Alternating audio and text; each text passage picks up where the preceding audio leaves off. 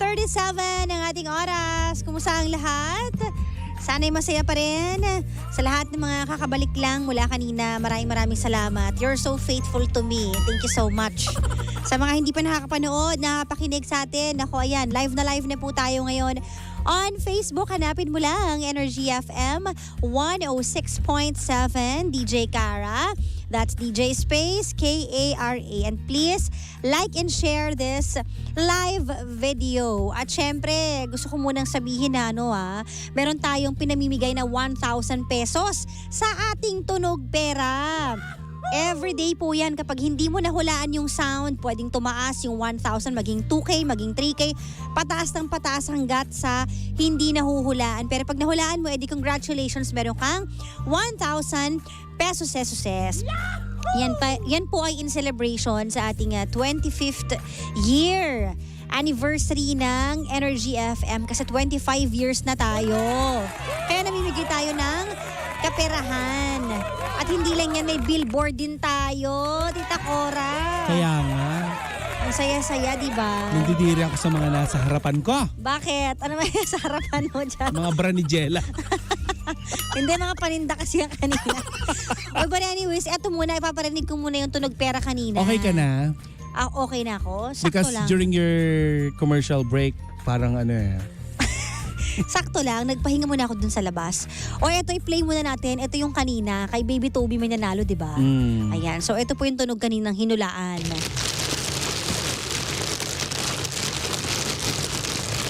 Ayan, alam mo, nagkalat yan sa ngayon. Oo, kahit kumari mo, ganyan yan. Yan po ay plastic, ayan. Correct. Grabe naman yung kahit kumari mo. Dapat ang nilagay nyo dyan yung mga... Ano naman? Hindi. Oo, ayan. Ito yung mga clue. Kanina. Diba? Oo. Madalas bawal. Diba? Tinatapon. Oo.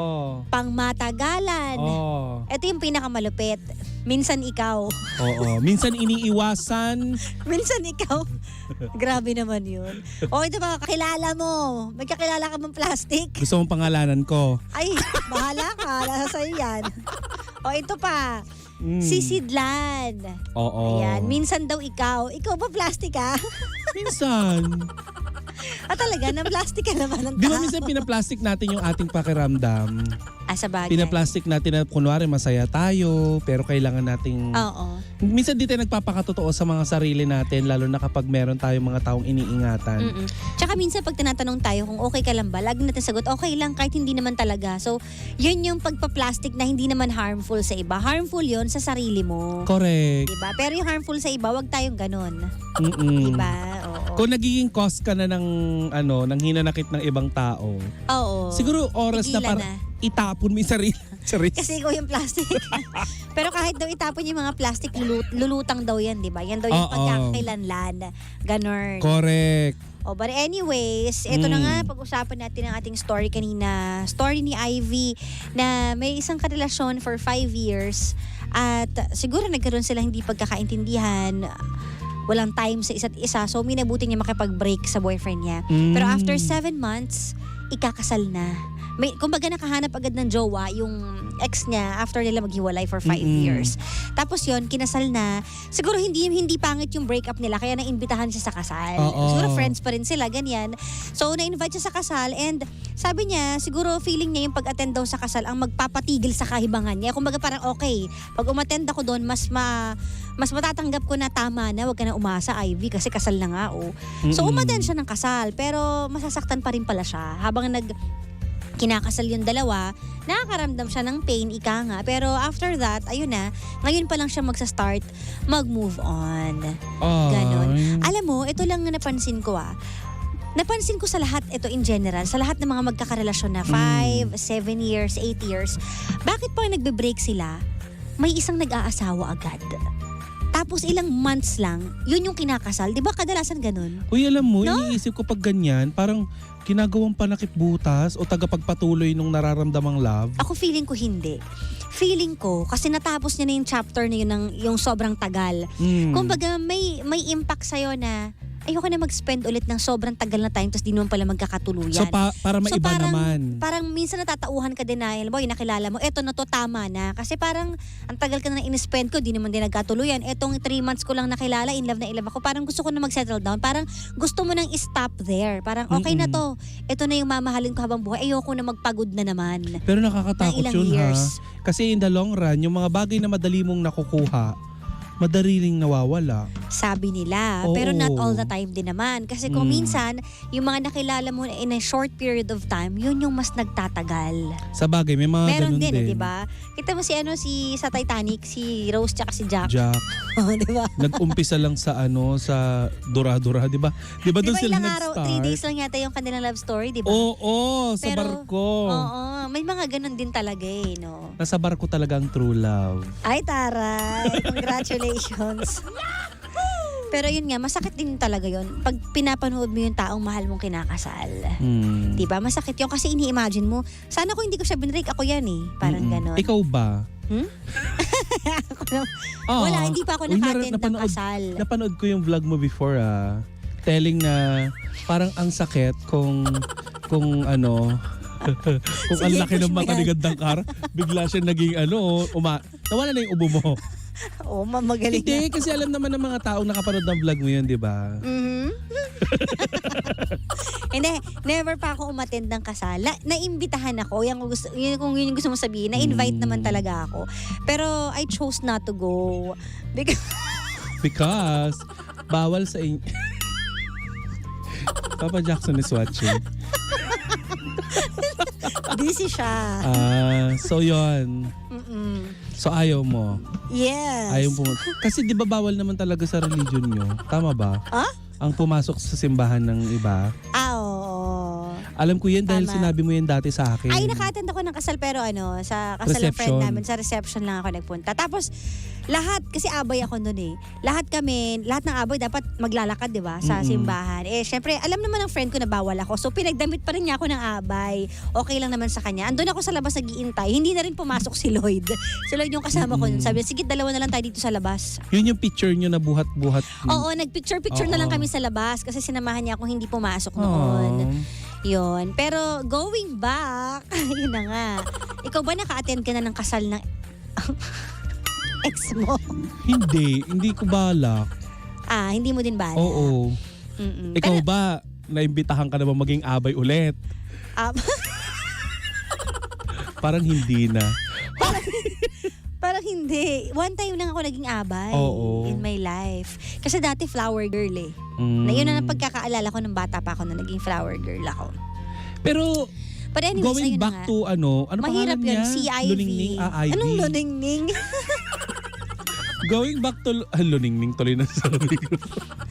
Going back to to Ivy, masakit nga talaga 'yan, 'di ba? Pero sana, 'di ba, mas mahal mo 'yung sarili mo kaysa doon sa ex mo. Kasi yung ginagawa mo, para kang kumuha ng kutsilyong itatarak sa dibdib mo. Alam mo kasi may mga taong anong tawag doon, masokista. Masokista. Ikaw ba masokista ka? Ayoko Ako, nung masokista ako sinasaktan eh. ako. Oo.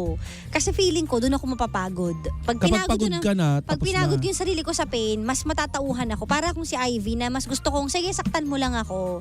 Saktan mo ako with the truth and everything. Para mas ma-realize ko na hindi ka talaga pwede sa akin. Ganun ako. Tapos unti-unti kang mawawala. Hindi unti-unti, bigla. Kasi ghoster ako. Ay, multo naman pala ang lola mo. Oo, ganun. But anyways, ito si Ivy, kinuwento lang niya yung story niya. Wala naman siyang balak balikan. Gusto niya lang i-express na nasaktan siya and nasasaktan pa rin pala siya. And yung sinabi niya na nasa huli nga naman pala talaga ang pagsisisi. Ang pinakamagandang nangyari dito, Ivy, no? Wag na lang natin tignan kung ano yung negatibong nangyari. Kasi ang babaw talaga ng dahilan kung bakit kayo nagkahiwalay. Dahil nawalan kayo ng oras sa isa't Pero isa. alam mo, hindi mo masasabi yun kasi minsan may mga taong malalalim na sa kanila yung mga ganung bagay. Oo. Siguro dahil nag-start kasi sila very young. 18 eh. Oo. 18, 19, 20. Hindi diba? naging strong. Oo, hindi siguro kumapit kasi may ibang tao na kapit sa relasyon. Kahit anong mangyari, 'di ba? Pero may iba naman na talagang konti magka-problema lang.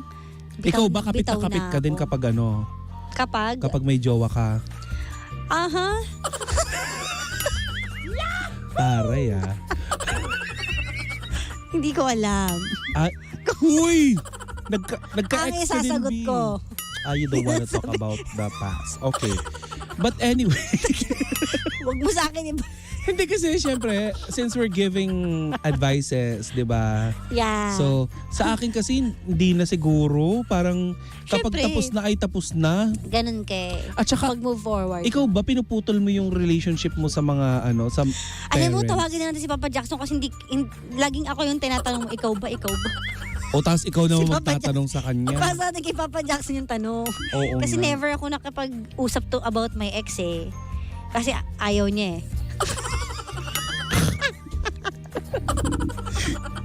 Ewan ko dito kay Ivy kasi. Ano yung tanong mo? Yung Ikaw ba? pupunta ka pa sa kasal ng ex mo. Ayun na si Papa Jackson. Ewan ko din kay Ivy. Parang din nagtitake ng right. Si Ivy Aguas. Hello. Hi. Okay, Papa Jackson. Kasi usapang EXO, hindi ako makasagot. Kaya sabi ko, ikaw na lang yung tanungin. Pag Kung mga pupunta ka sa usapan. Piling ko disrespectful yun eh. Oh. Wala ka pang respeto sa bride? Mm-mm. Pero may mga kinakasal na ini-invite yung Oo, pero di ba? Respeto mo sa Kasi- sarili mo tsaka respeto mo sa bride. Mm-mm. Yung magsuot nga ng kulay puti. Di ba? Other than the bride is bawal eh. Correct. Ay, wait. Totoo Dapat yun. dapat ang nakaputi lang, yung pure white, yung ikakasal. Pag abay ka, dapat medyo off yung pagkaputi. Ganun pala yun. Di ko kasi alam, di pa ako kinakasal eh. Ay. Gusto mo ba? Ganun pala yun? Di ba mahihin yun? Oh, I see. Okay. So, Pamahiin at the same time siguro in reality kailangan, 'di ba? Kailangan din, 'di ba? Hindi ka naman bride, 'di ba't ka magpuputi? talbugan mo pa yung bride eh. No? Tsaka even yung mga makeups, dapat nga yung bride yung pinaka-pack na pack. Oo, hindi yung bisita. Kaya ako malamlam lang makeup ko. Pero pag sa makeup pupunta naman sa nung nagpunta ako ng... Pero yung sa makeup, ewan ko, okay naman yung yung pare-pareho naman kaming naka-makeup nun, nung nag-abay ako. Depende, wala ka lang siguro. talaga magawa kung maganda ka na talaga. Siyempre, di ba? Wala na magawa. Papangitin. Wala siguro magawa pa yung bride doon. Mm-mm. Anyways, going back, yung Yun nga, si Ivy ay pumunta sa... narinig ko kasal. kasi yung kwento. Oo nga. Ang gusto Ikaw niya- ba naimbitahan ka na ba? Ang gusto niya kasi ay, ang dahilan niya kaya siya pumunta para malagay sa... Tahimik yung kalooban niya. Kailangan mo pa nun. Matanggap niya. Makita mo lang invitation, di ba? Dapat alam mo na. arte mo, B. Hoy! Sakit nun. Hindi, naawa ko sa kanya sa totoo lang. Oo. At saka dun sa pamilya kasi syempre, 'di ba? Iba yung, kara you were mentioning kanina, masokista, tsaka, iba yun. Ano yun? You are not, hindi, ang masokista kasi, magkaiba sa realist. Si Ivy, masokista siya. Ikaw realist ka. Ako? Magkaiba yung dalawang yun eh. Kasi Talaga? yung masokista, unnecessary pain. Yung realist, yung hinaharap mo yung totoong sakit nang hindi mo kailangan dagdagan pa. Alam mo na yung realista. Oo. Talaga? So realist pala ako? Yes, iba yung masokista. Yung si Ivy ang masokista. Kasi unnecessary yun eh. Ba't a-attend ka? Pwede mong iwasan yun eh. Dahil in-invite ka. Minsan kasi ba, dala magjowa, ang mga kamag-anak ay magkakaibigan na. So, as a courtesy, inimbita. Excuse yourself, huwag ka na pumunta doon. Kumbaga may connection na pero kailangang irespeto mo talaga. Oh. At saka ang alam ko talaga sa realist, yung dinadaanan Ano Realist. daw? Realist yun. realist pala. Siguro baka dati lang ako masokista. Ngayon realist na, no? Siguro. Nag-evolve. O nag-evolve Pokemon. na. Kasi parang at some point nakarelate din ako kay Ivy kasi ganyan din ako eh. Yung gusto kong yung Namnamin mo yung sakit. namin yung sakit. May mga ganyan talagang tao. Gustong namnamin yung sakit tapos pag napagod nila, tama na. Oh, kasi gusto kong mapagod kaya gusto kong gusto kong makita, gusto kong maramdaman lahat ng sakit para alam ko na Para kapag may karoon ka stop ng na, dahilan para tumigil. Oo, yun yung pinaka deepest white. Pero hindi mo kailangan umattend ng kasal. Pwede mo lang, di ba, pwede mo lang makita yun. Just knowing the fact that yung ex mo is married na. Siguro may tao talagang gano'n, no? May tao talagang yung kagaya ni Ivy. A realist, a person who accepts a situation as it is and prepared to deal with it accordingly. Yan, realist, di ba? Oo. Akala ko ang Ang- metal. Ang masochist naman, a person who derives sexual gratification from their own pain or humiliation. So, kung gamitin yung kasi sexual term ang Ganon. masochista. Ang lakas Ganun maka ba yun? 50 Shades of Grey. Or Kaya nga. A person who enjoys an activity that appears to be painful or tedious, nai-enjoy.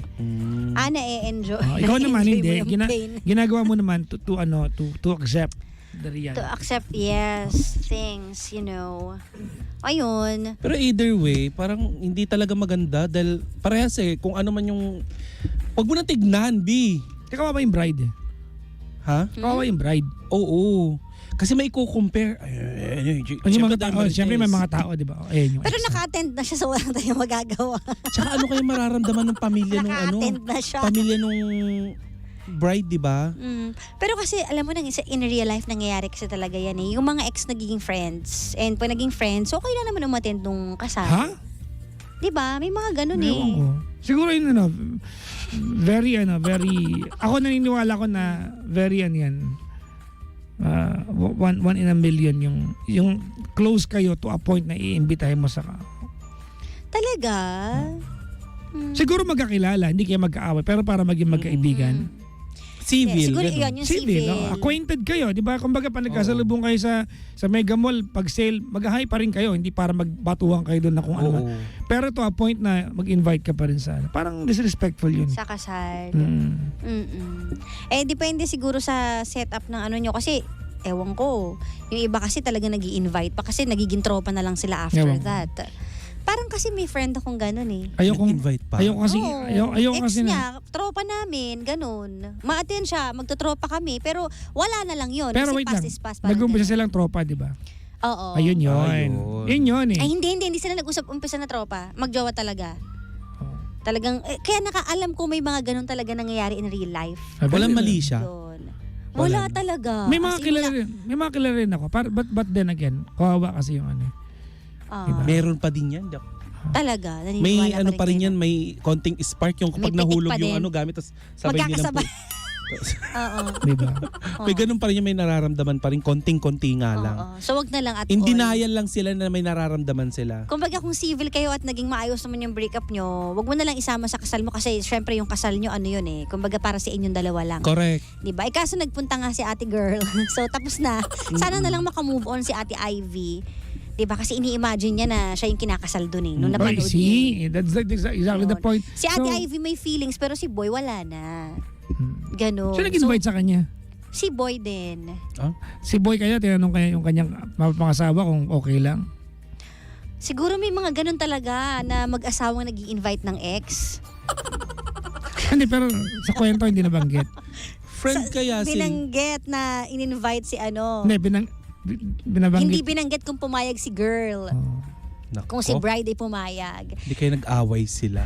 Kaya nga eh. After Pero ang ng weird wedding. no. Alam mo mag-asawa i-invite yung ex. Halimbawa, Hindi ko tapos alam. na yung kasal. Oo. Naka-attend na ka mo nga, di ba? Mm-mm. Gusto nyo ba na pag nakatingin kayo sa mga pictures nyo sa kasal? Andon. Oh my gosh. Andon. Di ba? Di ba? Ito, factor pa rin yan Mahirap eh. nga, Mahirap oo. pa rin. Kaya nga. Ewan ko ba? Ako naniniwala ko na pag pass mo na yan. Mhm. May kukumpara ang brand X at branded. Brand Oo, new. hindi na para maglagay ka pa ng kahit anong. Ako, I do not want to romanticize stupidity when it comes to falling in love. Okay. Maroromanticize natin. Ayoko na, total pinaupo niyo ako ngayon, na ang ending maromanticize na, okay lang mag-invita ng ex sa And then, pinag-uusapan lang naman natin kasi it happens in real life na na nangyayari naman talaga. oo, na Milan. imbitahan ka. Nasa sayo na lang yun kung Di ba kay Sir Ogie Alcacid, sa ex niya? Yes. Oo. ayun. Very Kasi rare blended nga. sila eh. Okay sila eh. Very rare. Magkaibigan kasi. Very rare. So, pwede. I think magkaiba yung Depende. kwento na yun kasi siguro naman yung intention ng ex na yun was to wish him well. Sa kwento mo kasi, ang intention kasi is para makita at magising sa Sa katotohanan. kumbaga ginamit mo pa yung kasal na para kinasangka mo pa yung kasal. So, Parang depende ganun. rin talaga sa story, depende sa setup, depende sa dynamics, depende sa inyo. Diba? Siyempre pag titingin na ng tao habang nangingilid yung luha mo. Alam niyo ba yan yung nangyari sa Correct. Malaysia yata yun? Nag-trending yan. Ayun, eh. nag-trending o yung umaten siya. Umaten siya, tapos okay pa siya, di ba? Niyakapan niya yung ex niya, kinasal sa ibang babae, Oo. umaten siya. Tapos after a while, nabaliw siya. Oh, hindi kinaya yung Hindi pain. kinaya niya kasi maten pa siya, nabaliw siya after. So, i-protect mo rin yung sarili mo talaga. Mm, More than nabaliw siya. anybody else. Napanood mo yan, di ba? Oo. Maganda nakakabaliw, pa naman siya. nakabaliw talaga ang pag-ibig. Hindi din. Ayoko talaga. Ay, nako. Ay, nako. Parang daw yung commercial ng Jollibee. Oo. Ayun yung best friend naman, di ba? Oo. Oo. Well, ganun talaga ang buhay. Hindi lahat talaga para sa'yo. Minsan kahit ibaon mo sa utak mo na siya yung para sa'yo, tapos biglang mapuputol, tapos nakalaan pala siya sa iba. At ikaw din, nakalaan ka rin sa iba pala. Hinabanggit mo kayo ng karabat, Diba? ba't kaya may mga tao na nasa mahabang relasyon, pag nag-iwalay, nagpapakasal ka agad. Papasal agad. Mm-mm. Ikaw. Ang say mo doon. Ay, Marami akong say dyan. mali pala ako. Wrong move, te. Totoo. Wrong move. Totoo kasi Ano? totoo yan, meron talagang part sa iyo na you were trying to prove that separating was a better decision. Kaya etong bago mong relasyon, pagbubutihin mo kahit ano pa yung at stake dyan. Mm-mm. So you are doing it for the wrong reason. So tama yon na parang yung iba kaya nagpapakasal agad kasi parang feeling mo tama na kasi nanggaling na ako sa mahaba. Ito na yon. Hindi. Ano Hindi. lang. Chances are magkakamali ka. Ah. Yes. Kaya wag Kaya mo you're gawin. doing it for wrong reason. Do it for the right reason. Chances are magkakamali Pero ka. kasi totoong nangyayari yun, di ba? Pag galing ka sa Totoo mahaba. nangyayari yun. Totoo yun. Kasi, sige sabihin na, nangyari yan sa'yo, di ba? Agad-agad, nagpakasal ka naman. Yeah. Oh. So, At pag ginagawa mo yon, hindi mo alam na mali yung dahilan mo. You were just doing it because, ito na to, kakalma na ako, parang ganun. kasi may ilan din ako iba, 8 years, 7 years, tapos may nakilala 3 months, sila yung nagpakasal. May mga friends din akong gano'n, galing sila sa 10 years, tapos nagulat ako, after 4 months, kasal ka na. Pero ito naman, they end up, Sometimes being happy together. Sometimes it works, but chances Sometimes it are, doesn't. kasi minsan, you end up discovering what you should have discovered pag natapos na yung kasal, na dapat nakita mo ito bago pa. Correct. Parang syempre pag magjowa pa lang, 'di ba, best foot forward. Lalo pag honeymoon stage, 'di ba, best foot forward kayong parehas. And then magko-commit kayo. Pilipinas pa naman, 'di ba? Ang annulment ay Pero kasi sinasabi nila, yung iba ang tagal-tagal, ang ending naman hiwalayan. Yung iba na months lang, 6 months, 3 to 6 months, yun pa yung nagiging forever. oh well, but we don't know Diba, that. no? I mean, okay lang 'yon if you're doing it for the right reason. Okay lang 'yan. If you're doing it for the right reason, then do so. But if you're going to do it for the wrong reason, only because kasi may mga na I wanna prove something sa ex ko na kaya kitang palitan. I can have a better life nang hindi ka ganun kasi yung ibang yung ibang dahilan eh. Mm-mm. Oo. Ano? Okay. Sabi ko sa'yo eh. At dahil dyan, Humarap ka pa, gumanyan ka pa. Oh. Bakit ba? pero, May issue ba? hindi wala. Ah. Hindi, so, mapa 6 months man yan, 3 months yan, o 1 year man yan, bago kayo magpakasal, sana yung sure kayo sa reason na gagawin nyo Yeah. sa taong Oo. yon, and talagang ready na kayo na eto na, ibibigay ko na yung buhay ko sa taong to. Kasi Saka dapat love ang mahirap na dahilan. maghihiwalay lang din Pero do it kayo. for the right reason. For the right reason. Kasi minsan sinasabi nila, mahal ko naman, pakasal na kami, pero minsan hindi pala enough yung love lang. Madali, hindi, tsaka madaling Dapat- sabihin na love mo eh. Kasi para sa akin, ang love is test by time eh. 'Di ba? Love is test by time kasi the more na kinikilala mo yung tao at nakakasama mo yung tao, marami kang matutuklas ang pangit na side niya. Tama, I agree. Hindi maganda. Tama, I agree. At willing ka ba nalunukin lahat yon? Kung pinakasalan mo agad tapos di ka naman pala willing nalunukin yung halimbawa, tamad siya o kaya naman nagmumura siya. Yung mga kung ano-ano, example lang 'Di ba? Tapos tinanggap mo agad, edi saka ka pala magpa-practice na tanggapin. Dapat umpisa pa lang, alam mo kung ano It's yung kaya mong tanggapin. It's convenient to stay when things are better or good. Oo. 'Di ba? Correct. Kumbaga, commit to stay when things are ugly. Doon mo malalaman kung talagang committed ka pag... Doon mo malalaman pag mahal mo talaga actually. Tama. Kapag tama. kaya mong tanggapin lahat Yes. ng And pangit. Parang kotse. Ito ganito na lang. makapangit na sa. Parang Kanina, dun siya umarap nung pangit. Pangit. sa iyo nakaharap. Oo. Oh. Hindi, parang kotse. Ito practice ko to na matagal na pa na. When you buy a car, when you go to the showroom, presentable lagi ang kotse. Oo. Try mong maghanap muna sa kalsada ng maduming version ng kotse yung gusto mong bilhin. Pag gusto mo pa rin siya ng madumi, tsaka ang bilhin. 'Di Di ba? Bago Tanggap mo mabili yung siya naman. kapintasan, Yes, no? yung kapintasan. Oh, putikan. Oh, anyways, at dahil dyan, overtime na tayo. Kaya Basta, nga. Ivy, sana maging okay ka na. And for sure, magiging okay ka din kasi mahahanap mo rin yung magiging kabiyak mo someday. Tsaka wag umattend ng kasal kung ano. Tama na yan. Siguro naman tapos ka na Masasak. dyan. Grand Diba? trend ka pa ng isuso ko. O siya, maraming salamat Tita Corin, Papa Tsaka ng Jackson. eksena ni Ivy. Bye-bye. Mamaya nasa awards night si Papa Jackson. Ako lang naman mag-isa. papahinga ako kasi baka mas makasama sa pakikipaghalubilo ko sa ano dahil kailangan ko nang ipahinga to. Mm-mm. Diba? Thank you Anong so award much. ba yan? For Energy FM and for Carjack. So in behalf of Carjack, ikaw na lang ang kukuha. And on behalf of Energy FM, ako na lang. Yes. Ako na lang din muna. Yes. Short notice din kasi. Mm-mm. Bongga award-winning talaga Energy FM. Sana Yes. all. Congrats. Langak. O siya, dahil dyan, maraming salamat. Susunod na po si Sheena at si Jimbo. Buyers. Ako po nag-iisang chicks ng radyo. Wala iba kundi si Cara dito lang sa number 1, 06.7 Energy FM. Pangga, wag mong sabihin radyo. Sabihin mo.